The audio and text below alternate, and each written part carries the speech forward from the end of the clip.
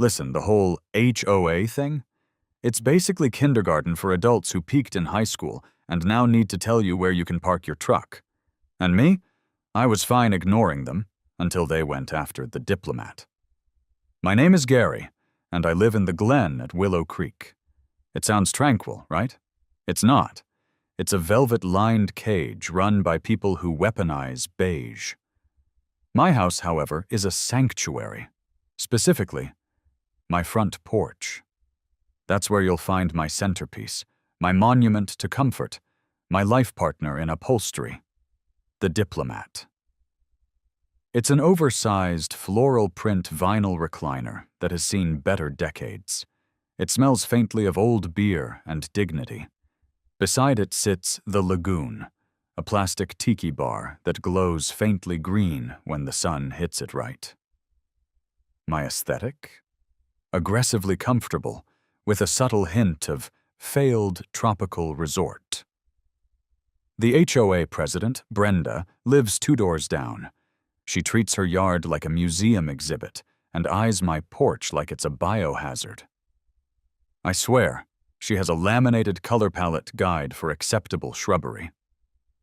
I kept my head down, paid the basic dues, and kept the diplomat reclined at a perfect 45-degree angle. They could regulate the color of my roof tiles all they wanted, but they were never, ever going to take my chair. Not without a fight, anyway. The mailman, a guy named Rick, who always looks like he's bracing for a lightning strike, delivered it on a Tuesday. It wasn't a holiday card or a coupon book. It was a thick, cream-colored envelope, the official HOA death warrant. You know the kind. Heavy stock, embossed logo, sealed with the gravity of a papal bull. I ripped it open with the finesse of a starved raccoon. Inside was the usual legalistic mumbo-jumbo, but the title was a masterpiece of pettiness. Notice of violation. Exterior, non-compliant, non-aesthetic leisure furnishings. They had actually passed a bylaw specifically targeting my stuff. It referenced the egregious nature of my ratty, oversized recliner, item A, the plastic, neon-hued beverage station, item B, and, this is the kicker, the offensively cheerful flamingo gnome, item C. They'd even assigned the gnome a line item. The deadline for removal was a criminally short 72 hours. I immediately went to the fence line to talk to my neighbor, Martha. Martha is a retired accountant who lives for local gossip and has a deeply complicated relationship with Brenda. "Martha, look at this." I held up the envelope. Martha peered over the manicured boxwood hedge. "Oh, Gary, not the diplomat. What did they say this time? Did they call it an eyesore?" Worse, they called it non-aesthetic leisure furnishings, which, frankly, is a compliment. It means it's designed purely for leisure and offends their sensibilities. "Oh, darling, that flamingo gnome has been a lightning rod for months," she whispered, as if Brenda might hear from 3 houses away. "He's a perfectly good gnome. He brings joy. They said my stuff lowers property values." Martha sighed dramatically, resting her chin on her hand. "Well, does it?" "It does not. I told Rick, the mailman, that my property values are already low because I live next door to a woman who judges my throw pillows. It's a vicious cycle, Martha." She tisked. "You need to get a nice wrought iron set. Something classic." "I need to get even, Martha. That's what I need, Jin." I folded the violation notice, my blood pressure climbing faster than a squirrel up a cedar tree. This was war, and they had just attacked my general, the diplomat. I had to try the diplomatic approach first. It's the law of Gary. Always try to reason with the unreasoning, just to document the moment you lose your mind. I drove 2 doors down to Brenda's house. Her lawn looked like it was vacuumed daily, and her pastel blazer radiated judgment. She answered the door with a perfectly pleasant, frozen smile, the kind that says, "I'm only here to confirm your non-compliance." "Gary, I assume you received the notice." She didn't invite me in. Of course not. "I did, Brenda, and I have some questions about the new bylaw, 4.C3, regarding non-aesthetic leisure furnishings, specifically the term leisure furnishings. How is that defined?" I tried to sound reasonable, like a serious man discussing global trade policy, not a man defending a vinyl chair. "It means movable furniture, Gary. Things that are not built in. It's for the overall presentation of the community." She adjusted her blazer cuff, probably checking for lint that wasn't even there. "Okay, so if I understand this correctly," I pressed, leaning slightly into her pristine white doorframe. "If I swap the floral recliner for a sleek, expensive wooden lounge chair that adheres to your natural color palette, say an approved shade of moss green, that's fine, right?" "Yes," she confirmed smugly, "as long as it adheres to the approved natural color palette and is not permanently affixed." Permanently affixed. The world stopped. The birds stopped chirping. I could hear the internal monologue of my brain hitting a jackpot. Permanently affixed. Wait a minute. This wasn't a suggestion. It was a loophole wide enough to drive a concrete truck through. I mentally replayed the 3 most important words she had ever said to me. Right. And what if, hypothetically speaking, Brenda, an object was permanently affixed?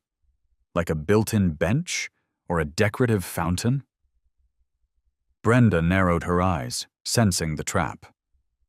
"Those are architectural features, Gary.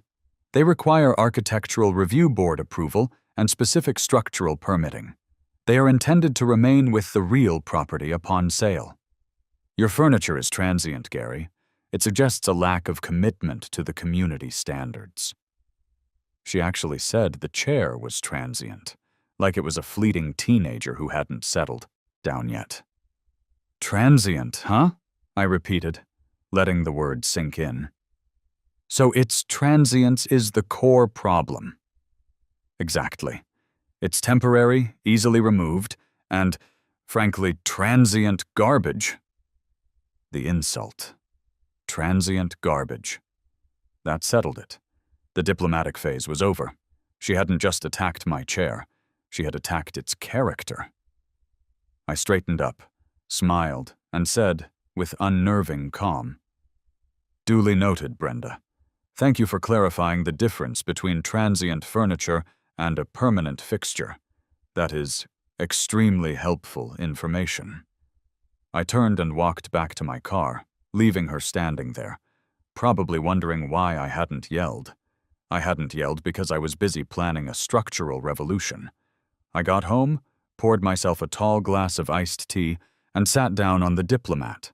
It felt solid, supportive, and perfectly suited for the act of plotting revenge.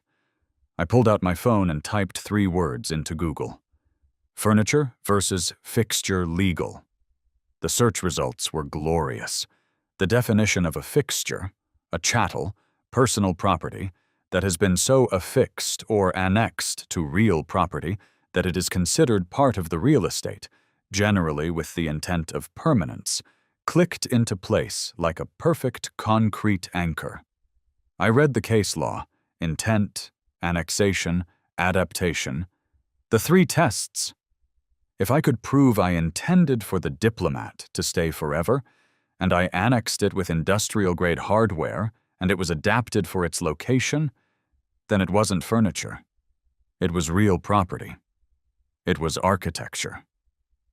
I started laughing. Not a polite chuckle. A deep, wheezing, maniacal cackle that made the flamingo gnome wobble slightly. It hit me harder than that $150 HOA fine. Brenda said not permanently affixed. Well, challenge accepted, you velvet-covered menace. We're not talking screws, we're talking structural integrity. We're going full Mount Rushmore on this ugly floral chair. The deadline was 72 hours. Plenty of time to not remove the furniture, but instead transform it into a Class A steel-reinforced exterior feature. The Diplomat was about to become the most permanent, most defiant piece of fabric-wrapped steel in the entire state of USA. I needed a plan, and I needed heavy machinery. The next day was spent in a state of hyper-focused, glorious madness. The first step was the blueprint. I spent 5 hours at a home improvement store, not buying anything, but staring at the anchoring section and taking notes on shear strength. My plans were less blueprints and more elaborate doodles of spite. The Diplomat, my beautiful transient garbage, needed a solid base. I needed a 10-gauge steel plate cut to fit the exact footprint of the recliner's metal frame. This plate would be the foundational platform, the annexation part of the legal test. Then, we needed 4 2-inch thick, non-removable expansion bolts driven 8 inches deep into the concrete slab. These bolts weren't for holding things down, they were for proving intent. I also considered my other prized possessions. The tiki bar, now renamed the load-bearing beverage console, couldn't just sit there. It needed a full foundation. I sketched diagrams involving a small cement skirt around its base, hiding the bolts from the top and making it look like a permanent landscape feature. I even drew a little halo over the flamingo gnome, the structural statuary unit, which would be welded to its own 1/4-inch base plate. My internal monologue was running at full speed, rattling off jargon. We're not just bolting, we're structurally integrating. We're achieving molecular fusion with the patio slab. This isn't landscaping, it's necessary architectural alteration. The Diplomat will not be sold with the house, it will be sold as the house. Then the cold, hard realization hit. I am Gary. I can barely assemble IKEA furniture without crying. I certainly can't drill through reinforced concrete or weld steel plates without setting fire to my own face. I needed a professional accomplice, someone who valued chaos over community standards, someone who saw my vision. Starting the search for a contractor capable of performing such an insane, highly specific task was the most crucial part of the operation. I bypassed the standard contractors and went straight for the specialist tradespeople who advertised custom jobs, no questions asked. My first call was to a highly rated local handyman, Steve. Steve sounded like the kind of guy who finished every job exactly on time and charged you exactly what he quoted. A man of rules. The perfect man to confuse. Steve, Gary speaking. I need a complex custom fabrication and installation quote. Sure thing, Gary. What's the job? Deck? Patio extension?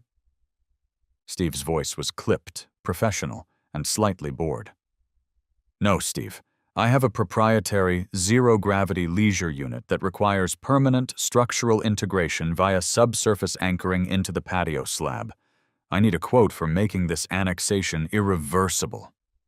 I was practically tasting the legal jargon. It was magnificent. There was a pause. A long, awkward pause that felt like 3 minutes, but was probably only 7 seconds. Sir, are you talking about installing a hot tub? Negative. This is a Class A textile and vinyl-wrapped structure. Its intended purpose is seated relaxation. I need it affixed, permanently. And I mean permanent. Like if God came down and asked for it, he'd need a permit from the city. You mean you want a ground-level deck built? Steve tried again, desperately trying to fit me into a standard category. No, Steve. I want the leisure unit, which is shaped exactly like a vinyl recliner, to become part of the structure. I need you to drill through the footings and bolt it down with chemical anchors, ensuring the intent of permanence is clearly demonstrable to any surveying authority. Silence. Just the faint sound of Steve breathing, and maybe the gentle murmur of him questioning his life choices. Sir, is this a prank? I charge $150 just to look at a chair. It's not a chair, it's a fixture. It's intended to remain with the real property upon sale. Look, can you use industrial steel plates and weld the chair's frame to them and then bolt those plates to the concrete, or do I need to call a structural engineer? I was pushing him now. I was enjoying his visible professional discomfort. I can do that, yes, but why? Why not just buy heavier furniture? Because that defeats the entire purpose, Steve.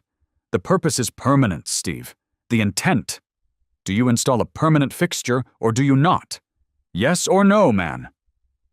I install fixtures. But typically they are sheds or carports or those little plastic storage boxes people mistake for sheds, not recliners. Well, you're about to branch out, Steve. Think of the portfolio. Steve's handyman services, specializing in load-bearing seating units. He sighed, a loud, defeated sound. Look, Gary, I appreciate the creativity, but I'm going to have to pass. My insurance guy? Well, he would just hang up. You need a specialty welder, not a handyman. And I'd advise against this, sir. You're going to get hit with a major code violation. Code violation? Or an architectural review board dispute? There's a difference, Steve. You're unhinged, Steve, for not seeing the pure beauty of this. You stick to your little sheds. Steve politely, and maybe a little fearfully, refused the job, calling Gary unhinged. I narrated my righteous indignation in my mind. I knew it. Steve was too corporate, too mainstream. He lacked the artistic vision necessary to turn a cheap floral recliner into a defiant act of architectural rebellion. I didn't need a handyman. I needed a rogue artist. My next search was more specific. Mobile welding services custom metal fabrication. That's how I found Rusty. His website featured pictures of custom motorcycle frames, oddly shaped industrial sculpture, and a caption that read, "If it can be drawn, I can fuse it. Don't ask about permits." Perfect. I called Rusty. He sounded like he swallowed gravel for breakfast. Yeah, Rusty's Customs. What you need? I used my refined jargon. I require the structural integration of a non-traditional exterior leisure unit to a poured concrete slab, utilizing heavy-gauge steel reinforcement to establish the legal intent of permanence. Rusty paused, but unlike Steve, he didn't sound confused. He sounded intrigued. You mean you want to bolt something ugly to the ground so nobody can take it? I blinked. He cut straight through the BS. Yes, exactly. But the ugliness must be permanent, Rusty. It must defy all attempts at removal by petty municipal oversight committees. He drove over that afternoon in a rusted-out Ford F-150 that looked like it survived a minor war. He was built like a cinder, block and covered in beautiful, questionable tattoos. He didn't speak to me. He walked straight to the porch, bent down, and examined the Diplomat and the Lagoon. He ran a gloved hand over the vinyl. He checked the frame underneath. So, you want me to turn this vinyl sofa into a monument to passive aggression? He asked, standing up. He had the eyes of a true visionary. I want it to be impossible to remove without a jackhammer and a legal injunction. It needs to look like it grew out of the concrete, like a rebellious floral fungus. It needs to be, legally, part of my house. Rusty cracked a slow, delighted grin. I like your style, man. We're using expansion bolts the size of my forearm, a 10-gauge steel base plate that will never rust, and a metric ton of high-strength epoxy sealant. It's going to take a full Saturday, and the whole street is going to hear the drilling. I'm charging you double for the sheer audacity of this plan." "Double?" I asked, calculating the cost. It was a staggering amount. "Yeah, double. It's a premium for art. And for getting involved in HOA drama. That stuff is toxic, man." "Done," I said, extending my hand. Internal monologue. Money well spent. I would pay triple just to see Brenda's face when she realizes my transient garbage is now a piece of American infrastructure. "The price of victory is often high, Rusty. Just ensure that when you're done, this recliner is legally and structurally indistinguishable from a load-bearing wall." "Consider it done, Gary. When I leave, you'll have the most structurally unsound, legally sound porch in the neighborhood. We start Saturday at 7 a.m. Bring earplugs and a celebratory beer." The next day, the signs of impending chaos. Rusty's preliminary inspection, the chalk lines on the concrete, the small truck delivering steel plate to my driveway were enough to trigger Brenda's spidey sense. I was finishing my coffee when my inbox pinged. It was an email, not a certified letter, which meant she was snooping, not legally engaging yet. Subject: Notice of observed exterior activity. Gary, the Architectural Review Board has observed unusual and unsanctioned delivery of materials to your property. Please confirm you are not undertaking construction that falls under the purview of CCNR Section 6.A, Exterior Structural Alterations. You are required to submit plans 30 days prior to commencement. I smiled. She was trying to box me in with construction. My response was immediate, smug, short, and perfectly formal. "Dear Brenda, please be advised that the activity observed is not construction, but the necessary installation of pre-approved materials for a permanent architectural fixture, compliant with 3.B2. The intent of permanence clause as previously discussed. No additional plans are required, as this is the affixing of existing property. Have a tranquil day." Sent from the lagoon. I hit send and leaned back in the sauna. Groundwork was laid. The Diplomat was ready for its structural baptism. Saturday arrived with the screech of Rusty's truck brakes and the ominous thud of a gas-powered drill hitting the pavement. It was 7:05 a.m. Rusty, followed by his silent, massive apprentice, Max, was all business. The noise was immense. It wasn't just drilling, it was the sound of bureaucratic compliance shattering against industrial reality. The air vibrated with the roar of the core drill biting into the concrete slab. I stood guard, sipping coffee, feeling like the general in charge of a highly specialized, very loud siege operation. Neighbors began to appear. Martha was watching from her kitchen window. Neighbor Tim, who usually only emerges to complain about children on his lawn, stood on his walkway, staring. I provided running, sarcastic commentary, and cold water. "Morning, Tim. Just conducting some essential structural upgrades. Nothing to see here, just ensuring the structural integrity of my leisure area," I yelled over the drilling. The process itself was mesmerizingly violent. Rusty didn't use dainty bolts. He used 4-inch expansion bolts, hammered deep, then chemically sealed. He welded the steel plates to the recliner's metal frame, a spectacular shower of sparks that was probably visible from the next county. The Diplomat was not bolted. It was fused. The tiki bar, now officially the load-bearing beverage console, got the special treatment. Rusty poured a rapid-set cement skirt around its base, locking it to its own internal steel armature. When he was done, he stepped back, wiping sweat from his brow. "Try to move it, Gary," Rusty challenged, his eyes gleaming. I grabbed the armrest of the Diplomat, braced my feet, and pulled. The entire chair, from the faded vinyl to the broken spring in the footrest, didn't so much as twitch. It felt like trying to move the planet. Perfection, Rusty. It's magnificent. It's an unmovable, structurally integrated object. Tim slowly walked closer, shaking his head. Gary, you've gone mad. That chair is permanent. Permanence, Tim, is the highest form of rebellion. It's my declaration of independence from the tyranny of tastefully transient porch seating. Now, pass me a cold one from the load-bearing beverage console. It is structurally sound enough to hold beer. The final, glorious sight was undeniable. The ugly floral recliner, sitting right where it always sat, but now connected to the earth with the tenacity of a skyscraper. It was a fixture. Brenda was going to absolutely lose it.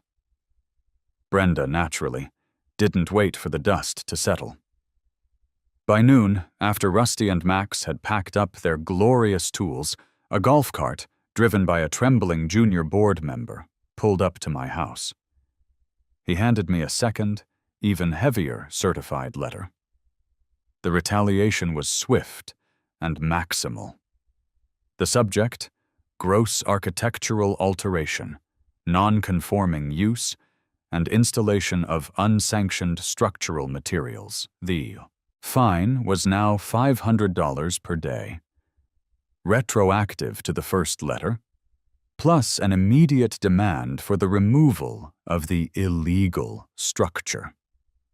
I took a deep breath. This was the moment I'd been waiting for. They had shifted their legal argument. They realized they couldn't call it furniture anymore, so they called it architecture. I spent the next half hour inside, rereading the CCNRs, covenants, conditions, and restrictions. They defined exterior alterations, decks, sheds, new windows, but those sections specifically referenced changes that added to the habitable square footage or changed the appearance of the house. They didn't have a rule against permanent furniture or structural statuary. I had found the seam in their armor. I crafted a legally smug counter-response, but before I could send it, the sound of marching feet brought me back outside. Brenda was at the fence line, veins visibly throbbing in her neck. You have ruined the aesthetic of the entire street. That thing is fused to your property. It's a structural hazard, she shrieked, pointing a rigid finger at the diplomat. It is, and thank you for noticing. That means it's not furniture, Brenda, I yelled back, maintaining my position on the porch, next to my load-bearing beverage console. I'm glad you agree it's fused. You called it transient garbage. I simply proved its commitment to the property. It is now a Class A, steel-reinforced architectural feature. It's a chair, Gary, an ugly chair. A chair moves. This does not. If I sell this house, the new owners inherit this fixture. It stays. Show me the bylaw that bans an architectural feature with a reclining function. You can't. You only ban furniture. You only ban exterior alterations that change the roofline or square footage. This is neither. It's legally sound annexation of a chattel to real property. Brenda sputtered, unable to form a coherent rulebook-based argument. She was trapped by her own organization's lack of foresight regarding my specific brand of spite. I will call the city. I will call code enforcement. You have no permit for that, she screamed, her pristine suburban calm finally cracking. By all means, Brenda, but please be advised, this is not a shed. This is a very comfortable, permanently affixed architectural statement. Enjoy the rest of your afternoon. She stomped back to her house, but not before delivering the ultimate threat. You'll be talking to the police next, Gary. You'll see. Brenda, true to her word, called the non-emergency line. She must have sounded hysterical, because less than an hour later, 2 police cruisers pulled up to my curb. I put on my most welcoming, non-combative face. I was sitting perfectly still in the Diplomat, holding a copy of the CCNRs open to the section on exterior aesthetics. I was ready. 2 officers emerged. Officer Davis, young, looked highly annoyed to be dealing with a lawn chair dispute, and Officer Chen, older, wearing a world-weary expression that suggested he'd seen everything. Until now. Officer Davis approached the porch. "Sir, we have a report about an unpermitted structure being installed, a public safety hazard." I stood up slowly, making sure they noticed the slight wobble in the recliner, a wobble that, despite the bolts, gave it character. "I welcome your inspection, officer. I am Gary. This is the Diplomat 0G leisure fixture. It's a monument to comfort, not a hazard. It is immovable. Feel free to test its structural integrity." Officer Davis looked from the pristine cruiser to the floral recliner, bolted with massive steel plates. He ran a hand over his face. "Can you explain what this is, sir?" Officer Chen asked, his voice deadpan. He sounded like he was asking about a traffic infraction, not a structural lawn chair. "It's a fixture, officer. The Homeowners Association recently updated their bylaws, banning transient furniture from the front porch. I complied. I simply converted the furniture into a permanent, immovable fixture, which is governed by different sections of the CCNRs, none of which prohibit this item." Officer Chen knelt down, actually getting his uniform trousers dusty, and studied the massive expansion bolts connecting the Diplomat's frame to the concrete. He tugged at the armrest. The ground did not move. "So you can't move it?" Officer Chen asked, standing up. "Only with a crane and a warrant, officer. The intent is permanence. PERMANENCE. This is legally akin to my front door. If I leave the community, this fixture stays. It transfers with the deed.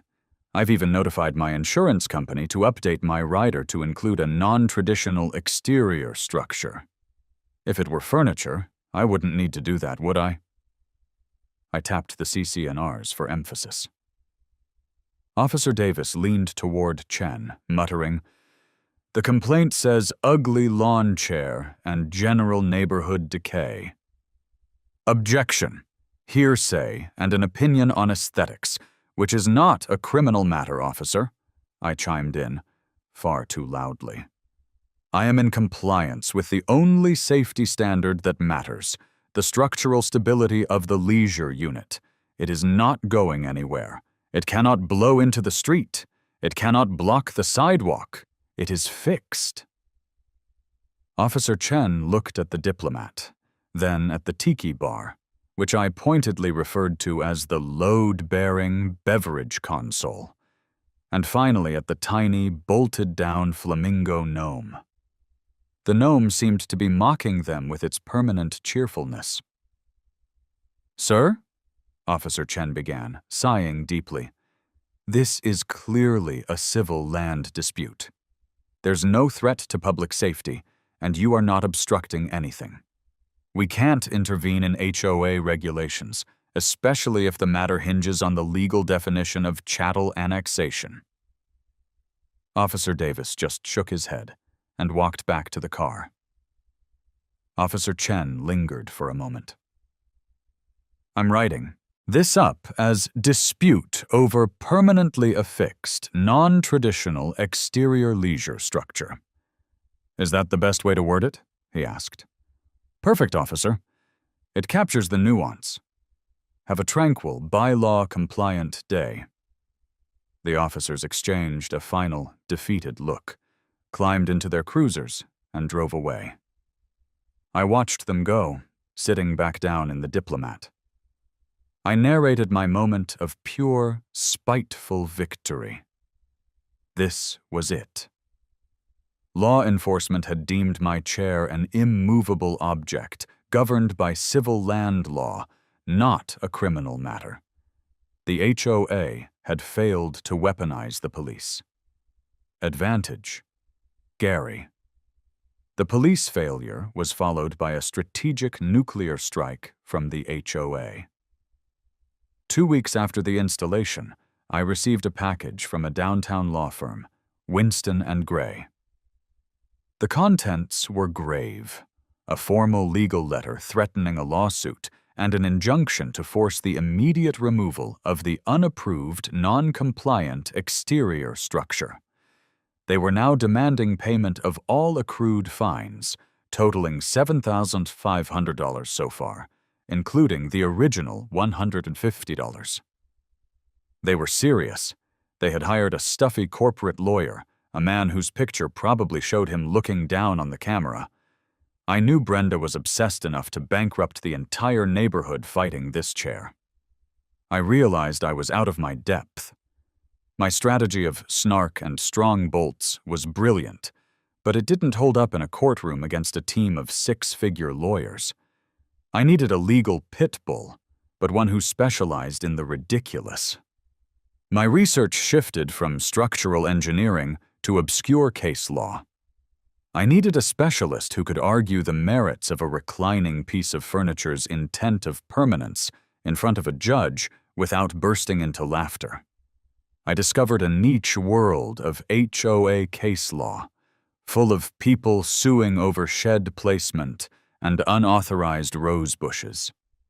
I needed a pit bull, but one who specialized in property law against people who complain about mailbox colors. I needed an architect of absurdity, a man who could speak fluent CCNR. I needed Saul. I found him listed in a local legal journal under the heading, Property Disputes. We take the cases that make other lawyers cry. His name was Saul Kramer, and I called him immediately. Saul Kramer was not the man I expected. He wore a slightly wrinkled suit, had a wild shock of hair, and sat across from me in his office with an expression of intense professional delight. He looked at the pictures of my bolted-down recliner like it was the Rosetta Stone. "Brilliant, Gary. Absolutely brilliant," Saul said, nodding slowly. "The intent. It's all about the intent. Most people just move the furniture when they get the letter. You, sir, doubled down. You changed its nature of being." He pointed at the pictures. "We argue the 3 common law tests for a fixture: annexation, adaptation, and intent." Annexation? You nailed it with those bolts. Adaptation? You've adapted it for permanent, outdoor, site-specific leisure. And the intent? The act of bolting it down is the purest expression of legal intent possible. So, the recliner is technically a load-bearing wall? I asked, leaning in. Saul smiled, adjusting his glasses. "Legally, it's closer to an attached swimming pool than a piece of transient furniture. The HOA's initial violation was against furniture. Once you affixed it, they changed their violation to architectural alteration, but there's a gap in their CCNRs for structural fixtures that don't increase square footage. They regulate what you build, but not what you make permanent. We exploit that gap." He stood up and walked over to his whiteboard, which already had the words chattel annexation scribbled on it. The key is the word fixture. We argue that the diplomat is not furniture subject to the aesthetic rules, but a fixture subject to the structural rules. And the structural rules only kick in if you are increasing the footprint of the habitable dwelling. You are not. You are simply adding a permanent amenity to the existing patio slab. So, my plastic tiki bar is now a load-bearing beverage console, and my flamingo is structural statuary? Absolutely. We file a response demanding they clarify Which specific, non-general bylaw section prohibits a permanent, non-transient, non-habitable, textile-covered fixture? They won't be able to.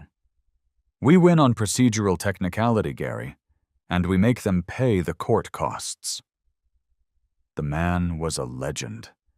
He was the bylaw buccaneer I had dreamed of. How do we start? We start by making noise. We file a declaratory judgment action. We are asking the court to declare the diplomat is a legally permitted fixture. And then, Saul paused for dramatic effect, we call the media. HOA lawsuits are catnip for local news. We make Brenda regret every pastel blazer she ever bought.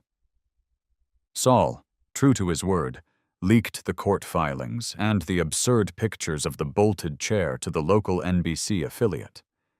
The next day, a white news van with a huge satellite dish was parked in front of my house. Tanya the reporter stepped out, microphone in hand, followed by a cameraman. I was ready, having changed into my best, least stained t-shirt, and was sitting casually in the permanently affixed diplomat. The flamingo gnome stood sentinel beside me. Tanya approached, the camera light burning bright. Gary, the Homeowners Association says this is vandalism, an architectural monstrosity. They are fining you $500 a day. Why do you insist on fighting this? Why not just buy a wrought iron chair? I leaned forward in the diplomat, ensuring the massive bolts were clearly visible in the foreground. Tanya, this isn't about a chair. This is about freedom, I stated, keeping my voice calm and authoritative. This is about a group of unelected busybodies telling me where I can comfortably place my posterior. My fixture is a protest sign, and it happens to recline. The HOA banned transient furniture. I created a permanent fixture. And you believe this is covered by your property rights? She pressed. I believe it's covered by the common law definition of annexation. Look! I gestured to the bolt head. This is an industrial expansion bolt.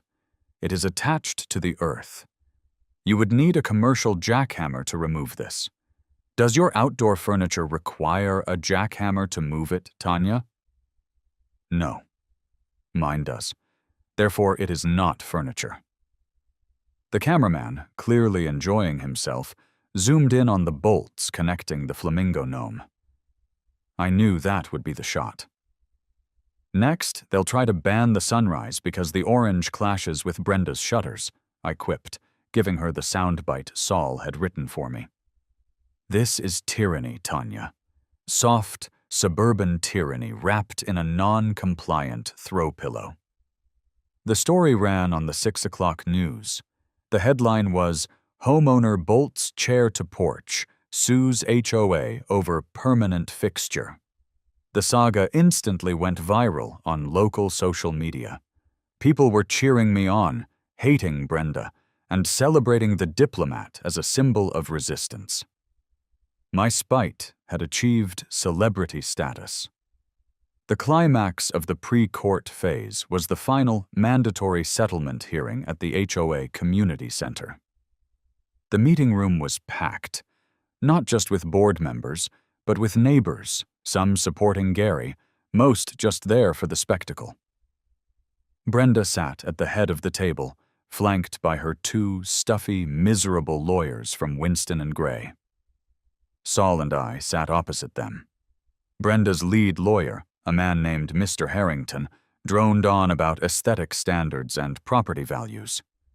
This item, regardless of its means of attachment, is clearly a common piece of lounge furniture, and its placement is in direct violation of the spirit of the CC&Rs. Then it was Saul's turn. He didn't use a PowerPoint. He used drama. He walked to the center of the room, placed a standard, cheap, folding wooden chair next to the projector screen, and then pointed to a large photo of the diplomat. "Look at this," Saul announced, his voice ringing with theatrical urgency. "This is furniture. It is transient." It moves, it folds. It is temporary. But Gary's permanent fixture? He gestured wildly at the photo of the bolted chair. It stays. It is fixed. My client has gone to extraordinary, financially regrettable lengths to prove his intent of permanence. Saul hammered his point home. It's listed on his insurance rider as a non-traditional exterior structure. The HOA bylaws simply do not cover permanent leisure units. Your rule bans transient chattel. Gary's property is annexed real property. If you want to stop this, you must amend the CCNRs, which will require a community vote and take months. Until then, the fixture stays. Saul concluded with a flourish. You either enforce the laws on the books, or you waste community funds fighting a permanently affixed, floral print vinyl truth.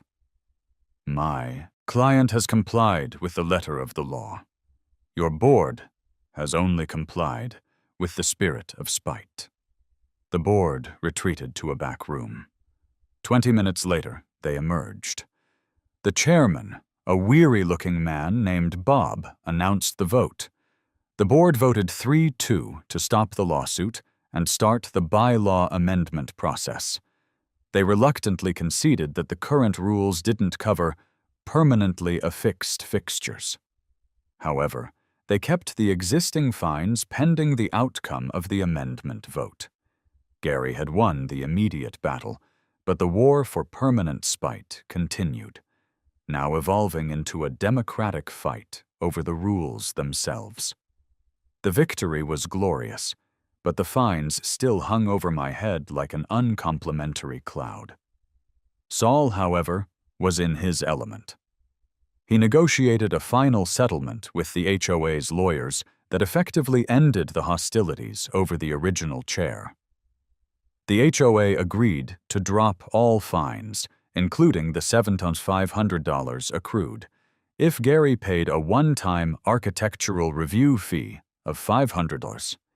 It was the price of peace, and significantly cheaper than paying the fines or letting the lawsuit proceed. I agreed immediately. $500 to make my ugly chair a permanent, legally sanctioned middle finger? Best money I ever spent. I consider it the permit fee for my permanent spite art installation. Saul handed me the final paperwork and a receipt. The receipt, issued by the Glen at Willow Creek HOA, Inc., read, Architectural Fixture Review, Recliner. I knew immediately where that receipt was going. I'm framing that thing. I swear I'm going to hang it next to my college diploma. The diploma proves I know things.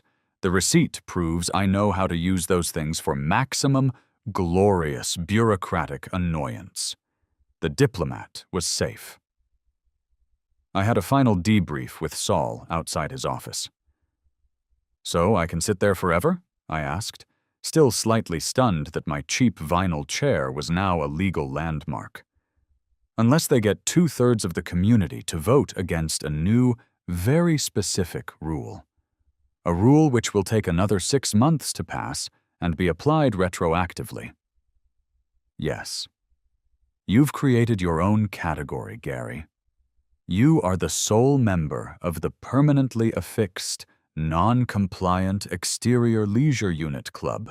Bask in the structural glory. Saul shook my hand, gave me a triumphant wink, and sent me off with the satisfaction of a man who had successfully redefined property law using a hand-me-down recliner. The HOA spent the next 6 months in a frenzied, expensive attempt to close the Gary loophole. They held multiple committee meetings, special town halls, and hired 2 different consultants, whose names I immediately forgot, to draft the new bylaw amendment. The new rule, Section 4.C4, finally passed with a 75% approval. Most people just wanted the drama to end, and I was the only person with an illegally bolted chair anyway. The new amendment was an absurdly long, technical document explicitly banning permanently affixed, load-reinforced, non-traditional exterior leisure structures, including but not limited to recliners, tiki-themed beverage consoles, and any statuary affixed with industrial-grade fasteners. It went on for 2 dense paragraphs, defining terms like fastener strength and intended rotational axis, all because of one man's desire for a permanent, comfortable sit-down. The irony was not lost on me. The rule was now one of the longest, most technical sections in the entire CC&Rs, dedicated solely to preventing anyone else from doing what I had done. And because the board didn't vote on retroactive application, the new rule did not apply to my existing fixture. Gary received a copy of the new, massive rulebook. I immediately went to Section 4.C4 and highlighted the entire thing in neon yellow. This section was my legacy. It's now a year later. The Diplomat has faded a bit more. The floral pattern is starting to look like a watercolor nightmare, and the vinyl is cracked in a few strategic spots. But it is undeniably permanent. The load-bearing beverage console has a slight sun-bleach sheen, and the structural statuary unit, the flamingo gnome, is still smiling its defiant, permanent smile. I'm relaxing on the immovable Diplomat one Saturday afternoon. I'm reading a book, feet up, perfectly reclined. Brenda drives by, slowly, as she always does. She can't help it. It's a compulsion. She looks at the bolted chair, then at the enormous bylaw amendment she helped write, and then she looks at me. Her teeth are practically grinding. I give her a polite, slow wave. I don't need to gloat. The structural evidence speaks for itself. She accelerates, defeated by the structural integrity of my personal relaxation. I reflect on the true victory, not the chair, but the principle. I changed the rulebook. I created a legal loophole dedicated entirely to my laziness and spite. I'm now a quiet legend among the neighbors who secretly hate the HOA. The saga is over, and the fixture remains. They wanted to get rid of my furniture. Instead, I gave them a constitutional amendment for my porch. And you know what the best part is? It's still the most comfortable seat in the neighborhood. It's got history. It's got steel. It's got legal precedent. Now, if you'll excuse me, I think I hear the cement cracking under the weight of my victory.